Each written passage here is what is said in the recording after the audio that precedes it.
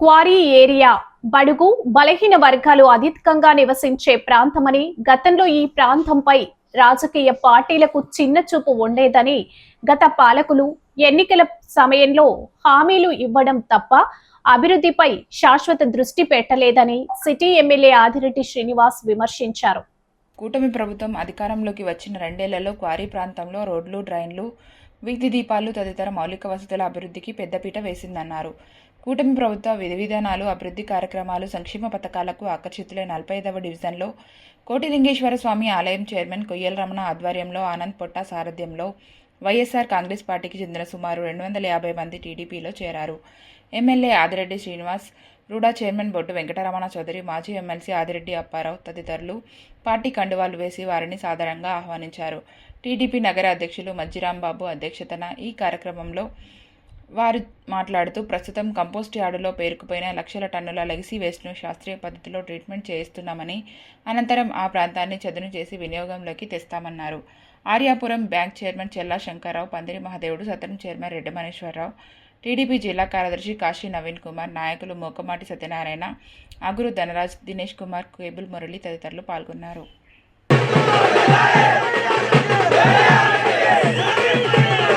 మన paper mill ఎన్నికలే చూడండి, ఏమైపోయింది? వైసీపీ పార్టీ నా మీద పోటీ చేసిన వ్యక్తులు ఎక్కడ ఉన్నారు? ఎందుకు పేపర్ మిల్ దగ్గర రాలా? ఎందుకు ఏమీ మాట్లాడలేకపోయారు? ఎందుకంటే సూట్ కేసులు తీసుకొని అవినీతికి అలవాటైపోయి రాలేకపోతా ఉన్నారు బయటికి. తప్పకుండా ఈ నగరంలో ఇది ఆరంభం. నేను మా నాయకులు అంటూ ఉంటారు, ఇప్పుడే బొడ్డన్న అంటా ఉన్నారు, 74,000 మెజారిటీ వచ్చింది, జాయినింగ్లు చేసుకుంటున్నాం, ఎలా క్యారీ చేస్తామని అన్నారు. 74,000 మెజారిటీ వచ్చిన తర్వాత ఈరోజు వస్తున్న వారు మా అందరికీ కూడా చాలా కష్టంగా జాగ్రత్తగా చూసుకోవాలి. ఎందుకంటే వచ్చిన వారి యొక్క గౌరవం తగ్గకూడదు. వస్తున్న వారు నమ్మకంతో వస్తూ ఉన్నారు, పార్టీ గెలుపు కోసం వస్తూ ఉన్నారు. వాళ్ళ గౌరవాలు తగ్గకుండా ఇప్పటికే బలమైన నాయకత్వం క్షేత్రస్థాయిలో తెలుగుదేశం పార్టీ చాలా బలమైన నాయకత్వం ఉంది. దానికి తోడు జనసేన, బీజేపీ వాళ్ళు ఉన్నారు. అందరినీ సమన్వయపరుస్తూ వస్తున్న వాళ్ళందరినీ కలుపుకుంటూ వెళ్ళాలి. మొన్ననే 41వ వార్డులో జాయినింగ్లు జరిగినాయి. మర్రి వెంకటన్ సోదరుడు టీఎన్టీసీ నాయకుడు, కార్మిక నాయకుడు చేరారు కోట్లింగాలపేట నుంచి. ఈరోజు ఇది ఇప్పుడే మా నాయకులు చెప్తా ఉన్నారు, నగర అధ్యక్షులు, నగర ప్రధాన కార్యదర్శి 25వ తారీఖున సీతంపేటలోనే భారీగా చేరికలు ఉన్నాయని. గేట్లు ఓపెన్ చేస్తే ఖాళీ అవుతుంది, జాగ్రత్తగా చెయ్యండి సార్, మళ్ళా మొయ్యాలి కదా అన్నాను.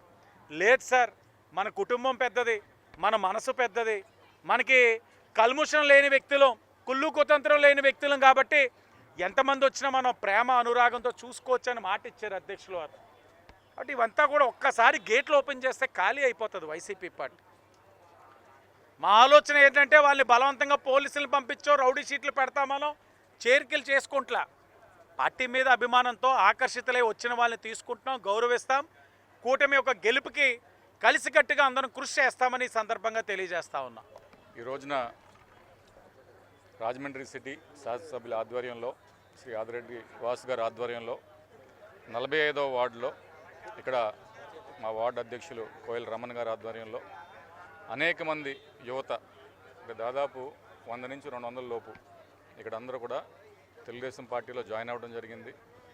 ముఖ్యంగా వారు చెప్పే విషయం ఏంటంటే, ఇక్కడ ఉన్నటువంటి స్థానిక ఎమ్మెల్యే గారి పనితీరు చూసి వారి ఈ ప్రాంతం, ముఖ్యంగా ఈ క్వారీ ప్రాంతం ఏదైతే ఉందో అనేక కార్యక్రమాలు ఇక్కడ చేపట్టడం, అధిక సంఖ్యలో ఇక్కడ చాలా ఫండ్స్ కూడా తీసుకొచ్చి ఎంపీ గారి సహకారంతో అనేక కార్యక్రమాలు, ముఖ్యంగా ఇక్కడ నీటి సౌకర్యం, అలాగే డ్రైనేజ్ కానివ్వండి, ఇవన్నీ కూడా, అలాగే ఇక్కడ డంపింగ్ యార్డ్ చాలా పెద్ద సమస్యగా ఇక్కడ చెప్తున్నారు. అవన్నీ కూడా శాశ్వత పరిష్కారం తీసుకొచ్చేటప్పటికి పార్టీ పట్ల, ఆదిరెడ్డి వాసు గారి పట్ల వారు ఆకర్షితులై ఇవాళ చాలామంది జాయిన్ అవుతున్నారు.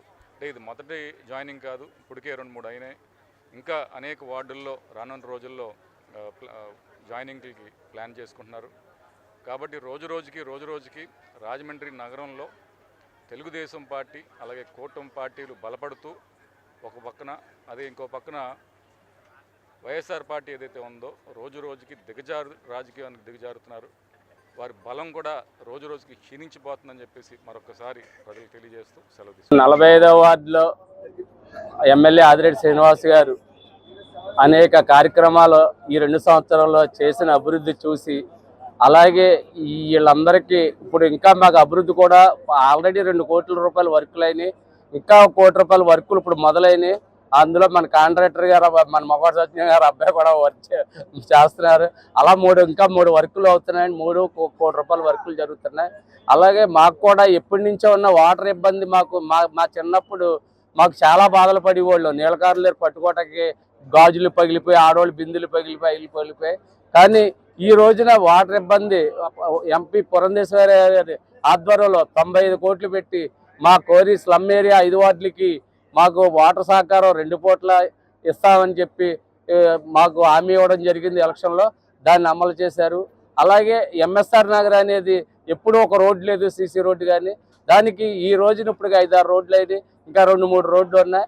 అవి కూడా నెక్స్ట్ ఎమ్మెల్యే గారి దృష్టిలో పెట్టి ఆ ఎంఎస్ఆర్ నగర్ రోడ్లు కూడా వేయించడం జరుగుతుంది.